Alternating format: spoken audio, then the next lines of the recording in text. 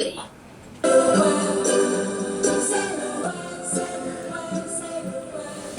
La guerra de guerrillas, Ignacio, y muchos mitos. Morelos era un gran guerrillero. Sí, sí. Y bueno, de hecho, y bueno, Morelos, y de que logra formar un ejército grande, pero después del fusilamiento de Morelos en diciembre del 15, ¿cómo sobrevive Pedro Moreno? Guerrero, Asensio, Guadalupe Victoria en Veracruz. Y estaba tan dura la guerrilla al final que ya estaban desgastado el ejército realista y desgastados los guerrilleros, porque era de estarse pegando y pegando y estaban cansados. Por eso pudo negociarse Iturbide supo El plan de Iguala, pues, que los persiguió ferozmente. Brutalmente, dijo, ya ni él podía seguir. Fíjate que hay una versión, que yo la comenté aquí, bueno, no deja de ser versión, hay cosas que es difícil corroborar, pero hay una versión de que antes de que se enfrentara Agustín Iturbide con Guerrero de manera directa, se enfrentó con Pedro Asensio. Y Pedro Asensio, muchos lo catalogan como el creador de la guerrilla agraria. Es decir, de día eres campesino y traes el fusil ahí junto a la yunta, ¿no? Y de noche... ¿sí?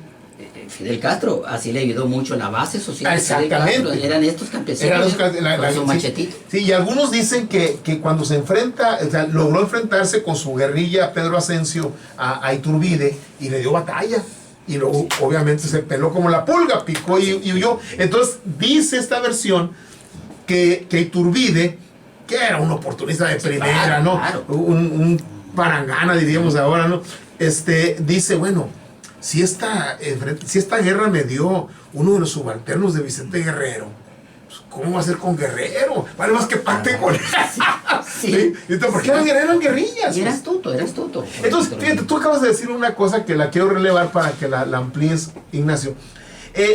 La guerrilla finalmente es una opción. Mira, sí. Aquí el día de ayer, incluso en esa parte que subimos a YouTube, que lo subió aquí Lupita Martínez, me dice, ¿cómo le ponemos a esta parte?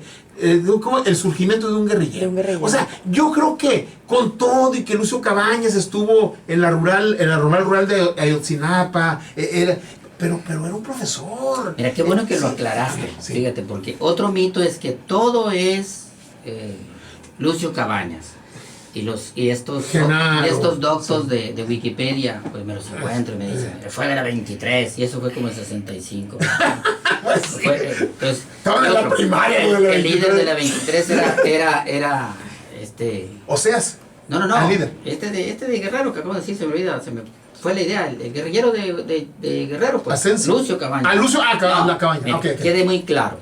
La guerrilla, la Liga 23 de septiembre nació en realidad con grupos, con hombres y guerrilleros urbanos, estudiantes universitarios. Sí.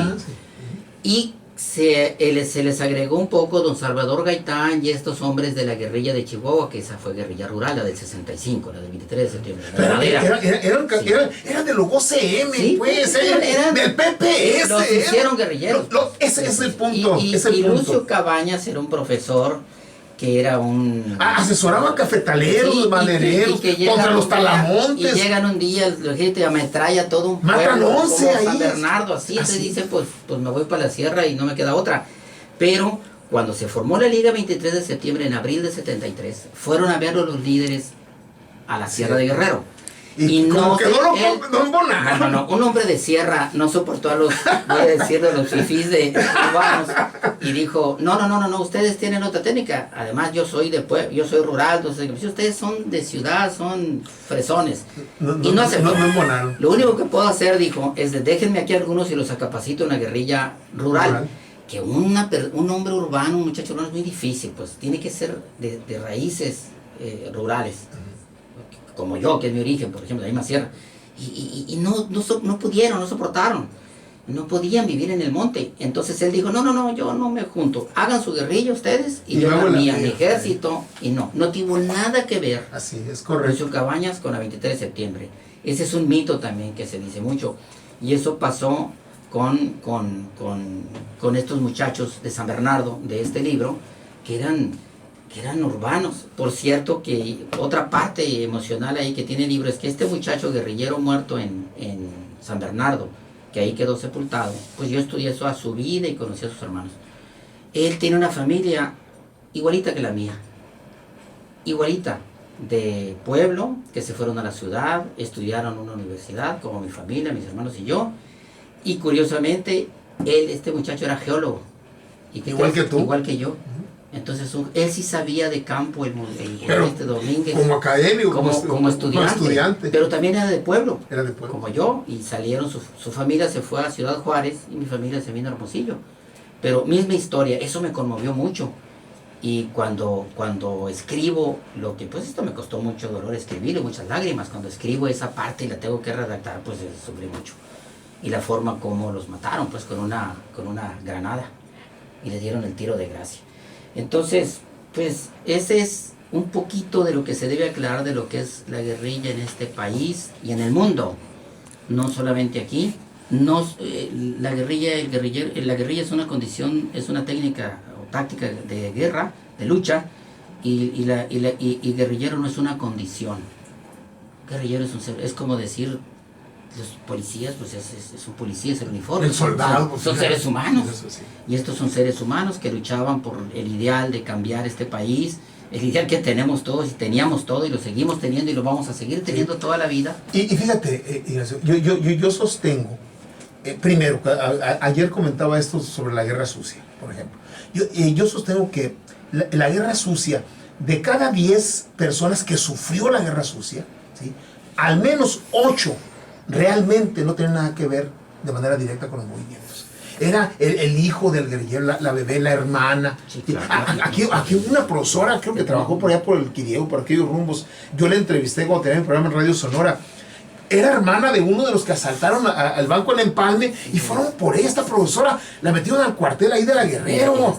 Las torturaron, o sea. Las torturas que vivió. Y abusaron. Indescifrables. Entonces, de cada 10, yo sostengo que 8. Horrorosos. Sí, 8 realmente no tenían ni siquiera que ser juzgados por un tribunal, ni siquiera eso. Es como si una muchacha de 19 años dice, voy a tratar de cambiar este mundo, y se va a la clandestinidad, que es esa y la levantan aquí en la colonia El Ranchito y jamás la volvieron a ver. La hija del profesor Francisco Miranda, que era mi profesor de secundaria, jamás volvió a ver a su hija. ¿Dónde quedó? Pues en las mazmorras de la tortura. Bueno, hay cosas que son, es como lo de los judíos, con toda la proporción que yo viví, escuché, conocí para escribir este libro de brutales torturas. Entonces, a estos muchachos, ¿qué les quedaba? Y entonces, en una situación tan difícil de opresión y de persecución, como ni siquiera la generación actual tiene la más remota idea de que es. Inimaginable. Y un muchacho que dice, yo sí le voy a entrar, y agarra un rifle. ¿De qué tamaño hay que tener los tamaños para animarse a hacer eso? Y fíjate, entonces, y yo sostengo que ese 20% que sí es guerrillero, que nosotros decimos el Estado, si el Estado dice anda cometiendo algo, el Estado tiene herramientas jurídicas y legales para legalmente canalizar y no a la desaparición, a la tortura. Y a matarlo. Ok, bueno, pero yo creo, Nacho, salvo tu mejor opinión, que de esos, que ese 20% que sí, por lo menos la mitad jamás le pasó por la mente ser guerrillero. No, claro que jamás. No. Fue la misma. Bueno, ¿quién era Pablo Gómez Ramírez? ¿Quién era? Doctor. Y sí, y además eran solicitantes de tierra. Sí, igual. O sea, no, es como si hubiera un mitin aquí enfrente del Museo de los Estudiantes reclamando el cambio a la ley universitaria, de las tantas que participé yo. Y que la ley orgánica del 70 y algo, sí. Y que llegaron los soldados y ametrallaran y mataran a 50. Y luego dijeran, ¿Qué te queda? Y luego dijeran, fue Ignacio el que los mató. Va a sacar a mi mamá de 60 años de la casa y van y la torturan. Pues, ¿qué hago yo? Sí. Pues me voy a la sierra. Denme una pistola, cuando menos un rifle. Para que no... Para que comparen, que ya me hice guerrilla. Sí, exactamente. Que comparen eso hoy en día, que los derechos de que cualquier derecho que reclamemos, pues ahí está, todo tiene canal de arreglo, y la violación de los derechos humanos fue brutal en esa época. Entonces estos muchachos, que son los del 68, de esa generación, exacto, claro, esos querían. Todos los causas estaban obstruidos totalmente. Y con balas. Además, no les queda otra más que irse a tratar de... Sí, eso es lo que tenemos que ubicar. Pues entonces un Estado, realmente el Estado no respondió como como debe haber sido un Estado democrático, un Estado social, Sí, ¿no? sí, Sí, o sea, ¿qué quieres? Quiero que cambies el artículo 4 y que metas y que destituyas al jefe de la policía. Pues eso, ¿qué costaba? o Es sea, como con la fíjate, de la universidad. yo he analizado mucho lo del 68. Yo creo que con una mínima sensibilidad política no hubiera pasado lo que pasó. Primero humana. Y después sí. Fíjate, aquí comentamos ayer el caso de Rosendo Radilla, ¿sí? Que después de casi 30 años llegó a la Corte Interamericana. Todo el mundo lo declaró inocente. Sí. Bueno, a él lo toman en un retén. ¿Sí? En un retén en Guerrero, ¿sí? Llega un camión y al estilo, a ver, y lo conocían a él porque era un líder campesino, ¿sí? Además componía canciones, las cantaba, etcétera. A todos los dejan y a él lo bajan, ¿no? Y cuando él pregunta, ¿por qué me detienen? Y le dicen, porque compusiste un corrido a Lucio Cabañas, ¿no? O sea, y tuvieron que ir a la Corte Interamericana de Derechos Humanos el 2001, o sea, casi 30 años después.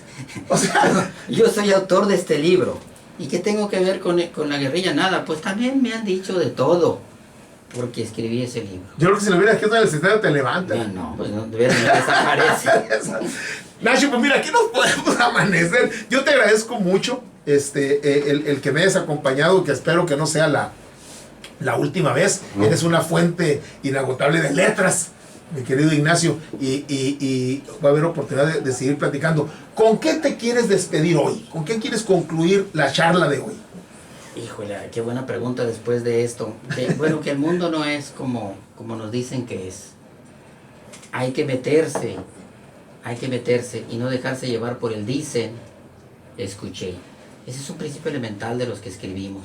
Tenemos que, si no tengo la prueba, si no tengo la documentación y dudo de la documentación, yo no creo en nada más que en lo que se puede comprobar.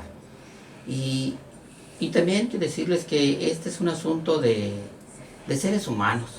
Yo creo en el humanismo, creo en la paz y todo esto que hay que decirlo, ¿no? Y creo que hay que entendernos. Y para entendernos tenemos que culturizarnos. Si nos culturizamos seremos mejores seres humanos porque entendemos al otro y nos entendemos a nosotros mismos y como consecuencia mejores ciudadanos, y lo que necesita este mundo es mejores ciudadanos. ¿Dónde venden Ahorita. Y para despedirnos, porque preguntaron dónde se puede comprar el color de las amapas. Hay muy pocos ejemplares. Yo creo que yo tengo, si acaso, 10 en mi casa. La Sociedad de Historia, tal vez aquí hay algunos. En Abojoa, mis primas en el mercado municipal lo venden porque allá en el sur de Sonora lo lee todo el mundo. Y en México lo va a seguir vendiendo ahora la editorial esta que lo publicó, Editorial Delirio, y parece que van a hacer otra edición, pero está en formato digital, que lo hizo, está en la Universidad Unilíder, Biblioteca Digital Unilíder, y está en la Biblioteca Digital del Instituto Sonorense de Cultura, la tercera, la que sigue de esta. Digital, quien lea digital. De ahí tomamos el epígrafe y la cita de Che. Sí, ya está en eso. Sí, y aquí cerquita, pues el Instituto Sonorense de Cultura, aquí, en la antigua Casa Ushurtu. Digital, en la Sociedad de Historia. En la Sociedad Sonorense de Historia. Creo que hay algunos ejemplares, estos se los voy a dejar a ustedes como regalo por haberme invitado para que lo lean. Perfecto. Aquí de los compañeros y hagan con él, que se difunde, que se lea este libro.